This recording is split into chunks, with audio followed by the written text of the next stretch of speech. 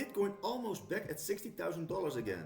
It looks like Bitcoin is regaining some strength. We can see multiple bullish patterns forming for Bitcoin, and in the coming days we may see a massive move for Bitcoin.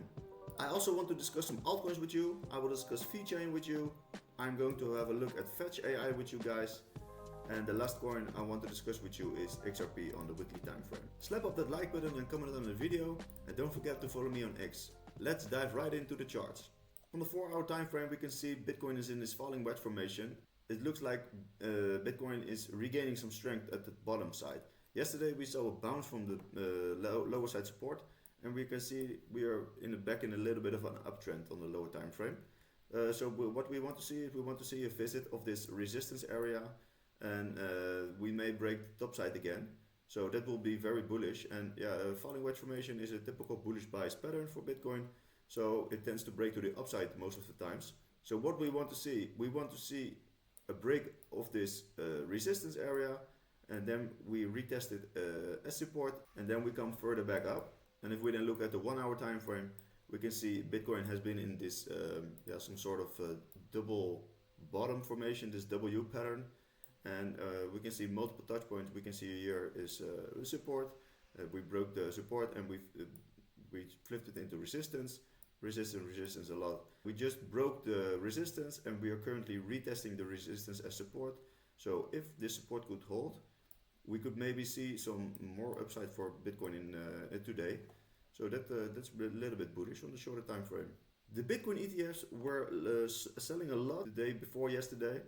And yesterday we didn't see a lot of selling pressure coming into the market. Only the Grayscale Bitcoin ETF was selling a lot. So they sold $54 million, almost 55 million US dollars, and in total we only saw a negative outflow of $34 million.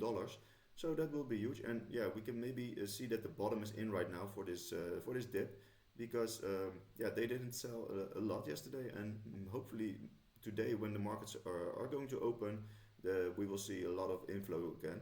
So we could use a little bit of inflow, because we are now seeing 6 consecutive days of net outflow for the Bitcoin ETFs. And another huge bullish news I want to discuss with you is that came out yesterday. So the second largest European bank, the BNP Paribas, they bought BlackRock shares of the Bitcoin ETF. Yeah, they only bought shares that were worth less than 1 BTC, so around $40,000. But it's more about sending the message, because we can see the second largest bank from Europe is going to be buying Bitcoin. So that's very bullish, and I think many will follow. This is just the first piece of the domino effect. I think a lot of other banks will follow if one of the biggest banks is buying Bitcoin.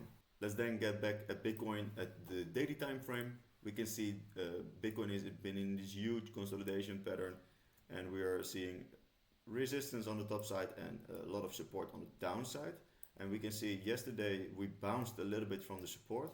So what we want to see Bitcoin needs to gain to this area, to the resistance, and maybe we break it, retest it as support, and then we go further back up.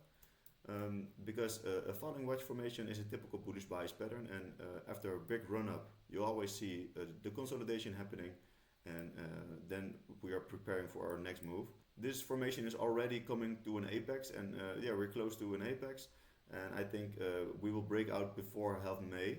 So this is the daily chart, and we can see a lot of daily candles coming into this formation still. But yeah, Bitcoin always tends to break out before the apex, so I expect that we are breaking out somewhere here, or of course we can break to the downside, of course. So there are always 2 scenarios. But yeah, with a falling wedge formation, I always expect that we're going to see a break to the upside, come back to this formation to test it as support, and then we gain further back to the upside. The breakout target for this formation will be the top side of the formation, which will be confluent with around the $72,000, which is also confluent with the all-time high of Bitcoin. I also want to have a look at you with Bitcoin on the weekly time frame, and we can see Bitcoin is currently dipping over 23% already.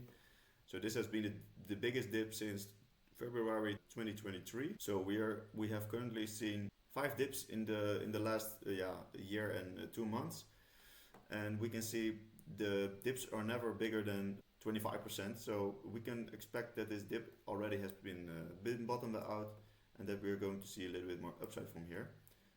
But yeah, you can always see every dip in the bull market, you have to take advantage of it, because it creates a huge opportunity for buying cheaper Bitcoin during an uptrend.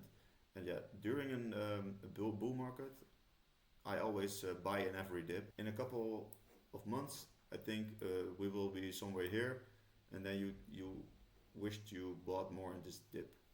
Another interesting fact I want to tell you about is Bitcoin on the monthly chart. So every candle here is 1 month.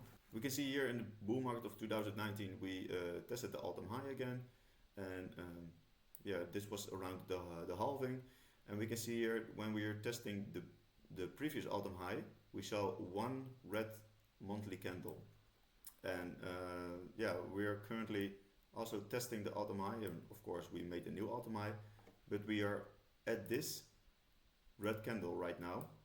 And yeah, of course we can expect another red candle for May, but May is still early, and we can expect maybe that we break through this level, and yeah, we are going to create new highs.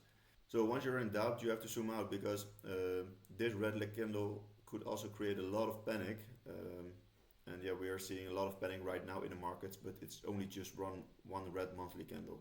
The first altcoin I want to discuss with you is VeChain. We can see VeChain broke critical support 3 days ago, and this level functions as a support or resistance area, and we currently broke below the support. And what I expect for VeChain is that we come back to this pattern, retest the previous support as a resistance, and then come further back down. But if you want to be a little bit more bullish, we can also create it like this. So VeChain has been in the falling wedge formation with multiple touch points on the top side resistance, and also a lot of touch points on the lower side trend line support. So we are currently at the support, and yeah, this is also a falling wedge, so it could be seen as a bullish bias pattern, and we can maybe break to the top side, retest the pattern again as support, and then come further back up. This is one of the bullish patterns, but yeah, we have to expect a little bit more downside for VeChain as we saw at the previous pattern. Another altcoin I want to discuss with you is FetchAI. FetchAI has been in this beautiful run-up since February, so since for 3 months, and we are now consolidating, so it looks a little bit like the pattern of Bitcoin, and after a huge run-up we need to have a little bit of consolidation, because that's just healthy price action. And what I expect for Fetch is that we break to the upside, because a falling wedge formation is a typical bullish bias pattern, and the breakout target to the top side is the top side of the formation, which will be around $3.4 US. So from this point of the breaking out, that will be an increase of somewhat like 60%. So that will be a very good trade to make. And yeah, I'm very bullish on Fetch, because it's a very good AI project, and AI is just the hype of this run. Earlier this week I was already discussing XRP with you. We can see a lot of touch points at this weekly consolidation phase formation, and also on the lower side we can see a lot of the support touches. We fell below the support, and we made a bearish retest, as we can see here. It looks like VeChain wants to be in this formation again, and yeah, that would be very bullish, and maybe if we go back in this formation we can test the upper side trend line resistance again. But yeah, for now we have to be cautious, and yeah, after the bearish retest we can expect a little bit more downside for XRP. But I'm curious, if what are your thoughts about XRP, because a lot of people I know are into XRP yeah, since a couple of years, but they are not selling, because they are all waiting for just like that huge pump for XRP. But yeah, I'm also personally invested in XRP, of course, but that's more for the long term. But in the short term, I don't see any movement for XRP happening to the upside. So this was it for today. Don't forget to follow me on X, where I post my daily content about crypto. Also, don't forget to subscribe on my YouTube channel to never miss a video again in the future. You can also join my free Telegram group. You can see the link on my X channel.